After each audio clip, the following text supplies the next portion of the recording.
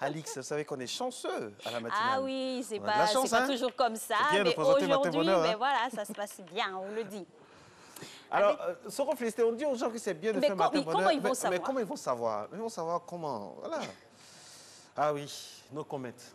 Alors, vous pouvez ramener, voilà, hein, c'est voilà. vendredi, on ne va pas se gêner. Voilà l'objet de notre voilà. joie débordante. Les goûters de notre enfance. Dites-moi, qu'est-ce que vous avez mangé quand vous étiez gamin? Et nous vous dirons qui vous êtes devenu. Oui, voilà, merci madame de nous envoyer tout ça. Festival de goûter sur le plateau de Matin Bonheur. Ouais, On a tout. Non, mais que de souvenirs. Hein. Vous réveillez mais mettez un peu des souvenirs, de mon côté vous aussi. n'imaginez pas. Équilibrer la table, c'est quoi ça? Voilà. Il y en a pour tout le monde. Il y en a pour tout le monde. Ouais. Les goûters de mon enfance, mesdames et messieurs, c'est un magnifique hymne à notre enfance, tout ce qui a rythmé notre environnement culinaire quand on était gosse. Et ça vient toujours avec beaucoup de... Non, vous pouvez... il y a la place ici, hein, de ce côté-là. Non, mais le coco, il va avec la gratte cracro. C'est pas grave. Il faut savoir. C'est juste pour la télé. Voilà. Elle a pris, elle lui a donné. Merci beaucoup. Oui, oui, occupez-vous de l'invité, je m'occupe de D'accord. Donc, nous recevons avec plaisir Madame Tatiana Koné-Bombo. Bonjour, Madame. Bonjour, Madame. Grâce à vous, on a un plateau merveilleux qui nous met l'eau à la bouche. Merci. Merci. Aujourd'hui, on parle des goûters de mon enfance, en tout cas les mets qui ont bercé notre enfance. Alors, ça vient d'où cette passion-là, Madame Koné de ces... Ah, mais on n'aura plus de place, vous les mettez ici aussi. Ça, c'est des Vous pouvez prendre ma tablette pour partir. Coco grillé.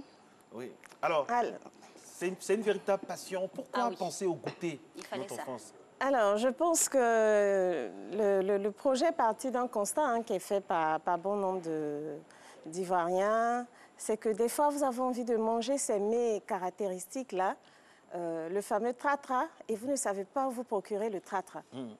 Donc, c'est comme ça que nous avons eu l'idée de faire la promotion de ces goûters et surtout de créer une accessibilité, une visibilité. Parce qu'aujourd'hui, si vous voulez manger l'un de ces mets, il faut savoir où les trouver. Et ce n'est pas évident. Et lorsque vous les trouvez, c'est dans quelles conditions d'hygiène.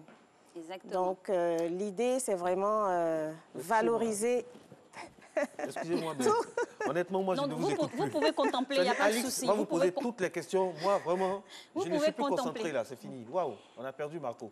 Alors Madame Koné-Bombo, on en a une variété à profusion. Hein. On peut un peu expliquer, notamment, puisque nous sommes suivis de partout dans le monde, expliquer ce que nous avons ici en plateau. D'accord. Nous avons quelques notions, mais bon, c'est pas certain. Voilà. Donc, il faut dire que la particularité donc, de ces mets sont des encas qui se prennent au petit déjeuner. Très bien. Donc, le matin à 10h ou à 16h.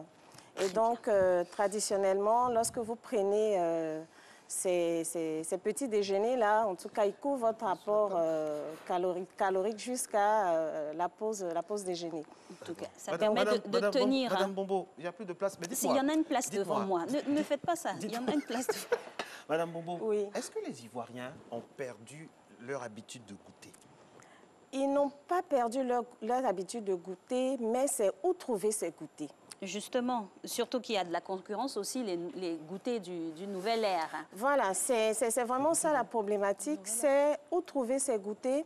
Aujourd'hui, par exemple, si vous voulez manger ce mets qu'on appelle gao fait à base de haricots, je vous assure qu'il faut savoir où trouver donc, la personne qui généralement les gao. Oui, les gao, c'est fait à base d'haricots. Bon, qu'est-ce qui prouve que c'est des gaou? Je peux goûter pour voir? Oui, bien sûr. C'est juste pour information. Vous êtes goûteur quelque part, votre palette détecte les recettes. Justement, parlons de recettes, on en a beaucoup. Hein. Vous allez nous donner le procédé pour obtenir quelques-uns ici présents. Par exemple, le gao, on a dit que c'était avec la pâte d'haricots. Voilà. Je pense que la particularité de ces mets, c'est que c'est fait à partir des cultures, des terroirs des différentes régions. Donc, selon qu'on est au nord, les goûters donc, seront à base de céréales. Donc, vous avez le haricot. Selon qu'on est au sud, on cultive donc, du manioc. Vous aurez donc la toupou. Là où on produit beaucoup de bananes, donc vous avez le claclo, mais le claclo, il est sur toute l'étendue du territoire. Mais cette particularité-là, c'est le claclo avec l'huile rouge.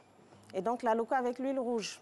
Donc aujourd'hui, nous continuons de consommer la loco, le claclo, mais c'est avec aujourd'hui l'huile plus raffinée. Donc ça, c'était une caractéristique des goûters de notre enfance.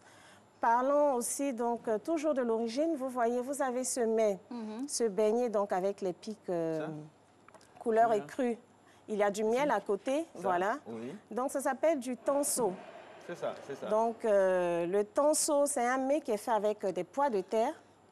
Des pois de terre, et donc, il se mange avec du miel. Voilà, alors, Madame Bombo, Madame Koné Bombo, dites-moi, quand on vous entend parler, au-delà de tout ça, le fait que ce soit de la nourriture, c'est un véritable creuset d'unité nationale. Tout à fait, tout à fait, tout à fait. Parce que je ne sais pas, je pense que tout le monde se souvient, lorsqu'on est devant un de ces mets-là, c'est le sourire, c'est des moments de partage. Quel que soit notre parti politique, il y a des souvenirs. C'est vraiment des moments de partage. Ici, comme vous avez dit, vous n'avez qu'un échantillon. Le yaourt grotto en fait partie.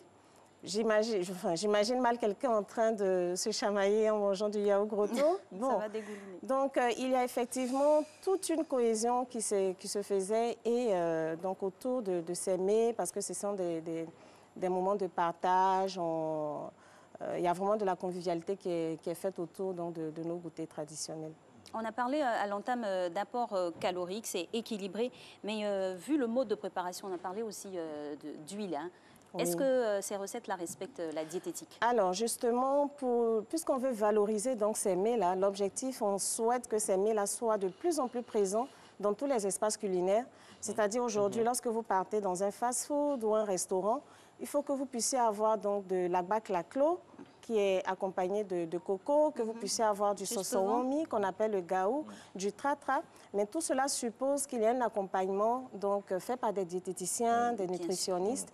Et justement, dans ce projet-là, nous avons un comité scientifique qui nous accompagne pour vraiment orienter la consommation des uns et des autres en fonction... Par rapport à la teneur calorique. Voilà, voilà. Et il faut dire que selon qu'on est enfant, on est adulte ou on est du 3e âge, on ne pourra pas consommer les mets de la même façon parce qu'en termes de dépenses d'énergie, ce n'est pas le même niveau. Il est 6h57, dommage qu'on puisse s'arrêter là en si bon chemin, mais heureusement que vous repartez sans donc, vos goûters parce que le temps de débarrasser, donc ce n'est pas possible. Merci beaucoup. À l'heure des fast-food, nos enfants sont vraiment tournés. Là, c'est bon, c'est un véritable cahier d'un retour au pays natal. Un cahier d'un retour en enfance. Merci beaucoup, madame. Merci pour ces cadeaux du matin. Vous allez... Oui, si vous permettez, je veux dire au-delà de ces mets, puisque nous voulons valoriser donc ces mets, mais il y a les acteurs derrière ces mets. Donc, toutes ces personnes qui sont dans le secteur informel, qui font ces mets-là, donc en valorisant les mets, nous contribuons aussi donc, à valoriser l'activité, à la restructurer. Et surtout qu'il y a des améliorations importantes en matière d'hygiène, en matière d'emballage. Donc, c'est tout ça qui est contenu dans la valorisation. En tout cas, bel hommage à toutes ces dames qui se réveillent aux aurores pour nous confectionner des mets pareils. On se rappelle encore de la maman de la cité de Cocody avec son claclot à l'huile rouge. Merci. Merci beaucoup. L'histoire dit, la légende, puisque le journaliste n'est pas encore installé, on peut profiter. L'histoire nous dit que la première vendeuse d'Aloco, ça on n'a pas vérifié, on en a discuté une fois, la première vendeuse d'Aloco à Abidjan était quelque part en zone 4. Est-ce que c'est vrai? Si vous êtes des sachants, dites-nous, donnez-nous des noms de la première vendeuse d'Aloco et vous aurez toute une panoplie de l'eau matin estampillé, matin bonheur.